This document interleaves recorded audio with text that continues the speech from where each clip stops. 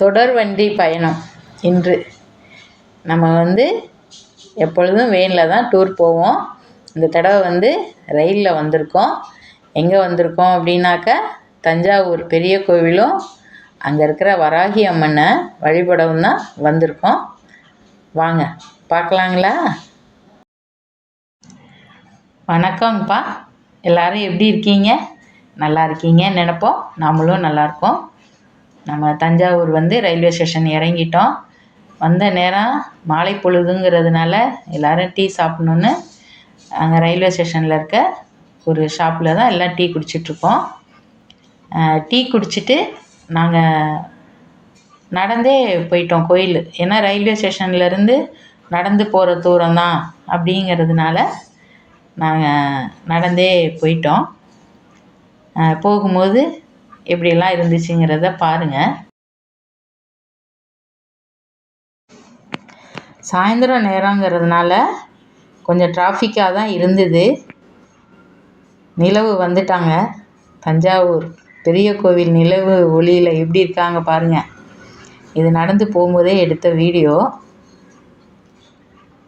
கொஞ்சம் டிராஃபிக்காக தான் இருந்தது. அங்கே இருக்கிற போலீஸ்காரவங்களாம் கொஞ்சம் ஒதுக்கி விடுறாங்க.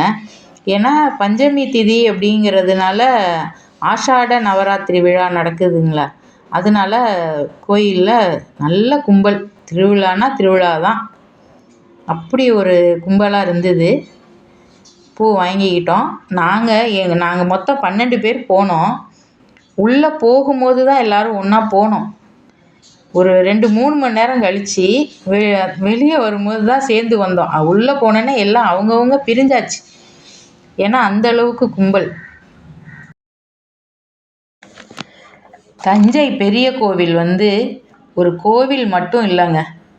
தமிழர்களுடைய பெருமை, சோழர்களுடைய சாதனை, நம் வரலாற்றில் அழியாத அடையாளம். தமிழர்களுடைய கட்டிடக்கலைக்கும் சோழர்களின் பெருமைக்கும் உலகமே வியக்கும் வண்ணம் ஒரு அற்புதம் தஞ்சை பெரிய கோவில். மாமன்னர் ராஜராஜ சோழனால் கட்டப்பட்ட இந்த பிரம்மாண்டமான கோவில் 1000 ஆண்டுகள் கடந்தும் இன்னமும் கம்பீரமாக நிற்குது.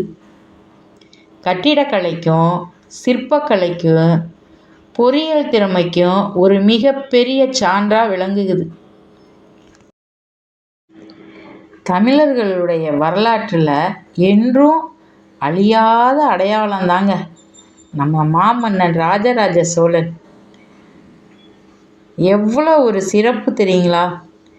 கோவில் பார்க்க பார்க்க அவ்வளோ அற்புதமாக இருக்குது. கட்டடம்னா என்ன ஒரு பிரம்மாண்டம், பிரமிப்பு. எல்லாரும் பார்த்துருப்பீங்க. இருந்தாலும் அது சிறப்பு இருக்குங்களே, அது சொல்லிக்கிட்டே போகலாங்க. நிறையா இருக்குது. இப்போ நம்ம அவர் வணங்கின வராகி அம்மனை தான் நம்ம இப்போ முதல்ல பார்க்க போகிறோம். திருவிழா அவங்களுக்கு தான். நாங்கள் போன நேரம் எப்படி கும்பல் இருக்குன்னு பாருங்கள். எல்லாரும் விளக்கு ஏற்றிருந்தாங்க. என்ன விளக்கு அப்படின்னா, வாழை இலையில் பச்சரிசி போட்டு அதில் தேங்காய் உடைச்சி 2 மூடி வச்சு நெய் ஊற்றி தீபம் போட்டு, அதுக்கு பிரசாதமாக தேங்காய் திருவி அதில் வெல்லம் கலந்து மாதுளம்பழம் முத்துக்கள் இருக்குது பாருங்கள், அதை எடுத்து வச்சு படையல் பண்ணி அந்த வராகி அம்மனை அப்படி ஒரு ஆனந்தமாக எல்லாம் கும்பிட்றாங்க. பார்க்க ஆச்சரியமாக தான் இருக்குது. நம்ம கூட வந்தவங்க விளக்கேற்றி சாமி கும்பிட்டதுனால வர லேட் ஆகும்னு சொல்லிவிட்டு நாங்கள் ஒரு 2-3 பேர் வரிசையில் போய் நிற்க ஆரம்பிச்சிட்டோம். ஏன்னா அந்தளவுக்கு கும்பல் இருந்ததுனால நாங்கள் நிற்கிறோம், நீங்கள் வாங்க சாமி கும்பிட்டுட்டு அப்படின்ட்டுன்னு. நல்ல கும்பல்.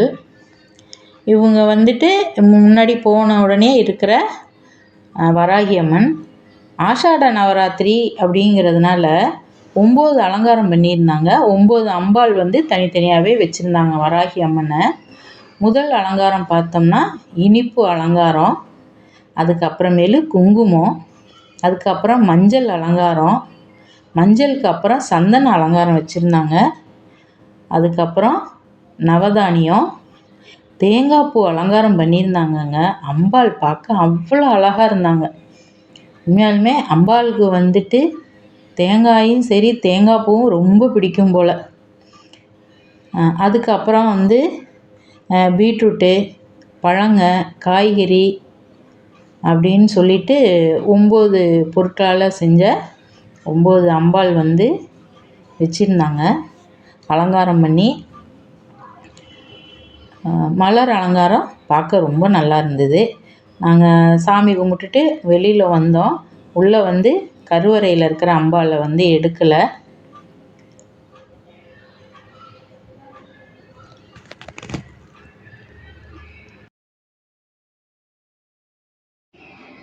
நம்ம ராஜராஜ சோழன் அரசரே வணங்கின அன்னை இல்லைங்களா?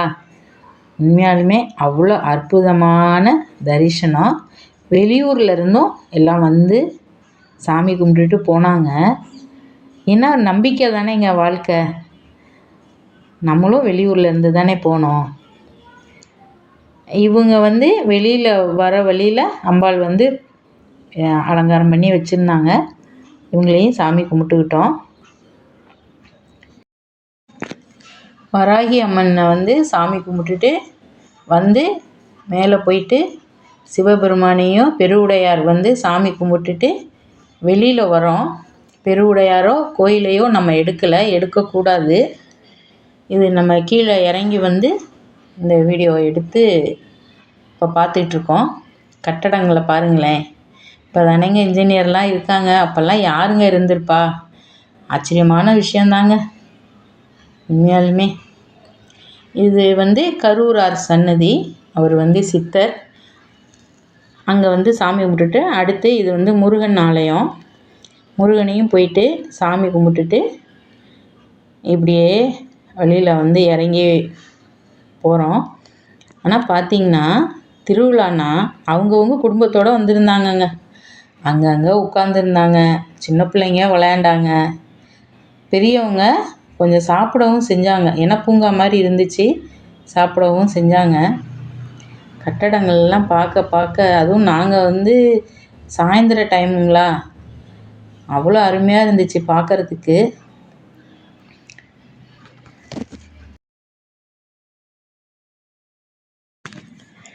எங்களுக்கு ஒரு ஆச்சரியமான விஷயந்தாங்க.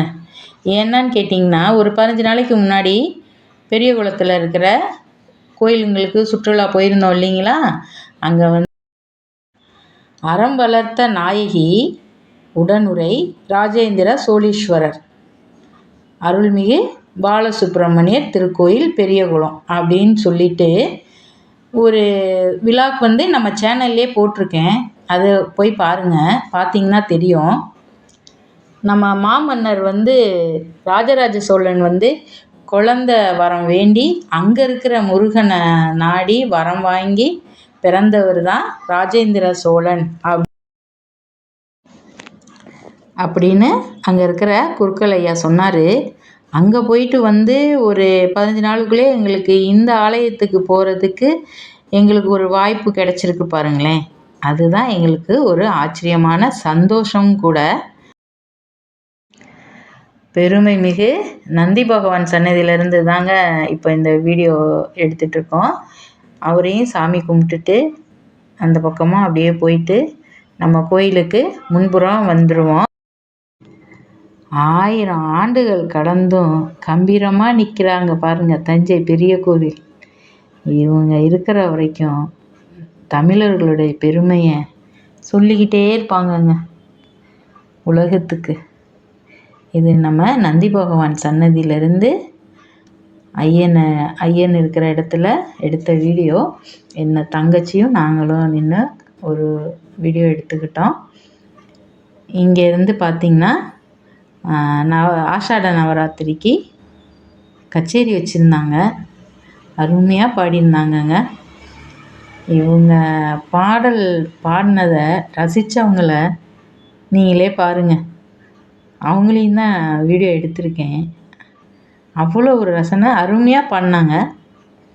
நாங்களும் இங்கே ஒரு அரை மணி நேரம் இருந்தோம். ஏன்னா எங்களோட வந்தவங்கள அங்கேயே விட்டுட்டோம் இல்லைங்களா, அவங்கெல்லாம் வரட்டும்னு சொல்லிட்டு நாங்கள் இது கச்சேரி கேட்டுக்கிட்டு இருந்தோம். பாருங்கள், கச்சேரி கேட்குறவங்கள எவ்வளோ ஒரு ஆர்வம். இதாங்க தமிழர்களுடைய பாரம்பரியங்கிறது. எல்லா கலைகளும் கலந்தது. எல்லா கலைகள்லையும் கற்று தேர்ந்தவங்க தாங்க தமிழர்களாகிய நாம். உண்மையாலுமே சொல்லுவாங்க பெரியவங்க, தமிழன் என்று சொல்லடா தலை நிமிர்ந்து நில்லடான்னு. இன்றைக்கி இந்த ராஜராஜ சோழன் கட்டின இந்த பெரிய கோவிலுக்கு போகும்போது உண்மையாலுமே பெருமையாகவும் இருந்துச்சு. எனக்கு விழாக்கு எடுத்த மாதிரியும் தெரியல, நான் விழாக்கு பேசின மாதிரியும் தெரியல.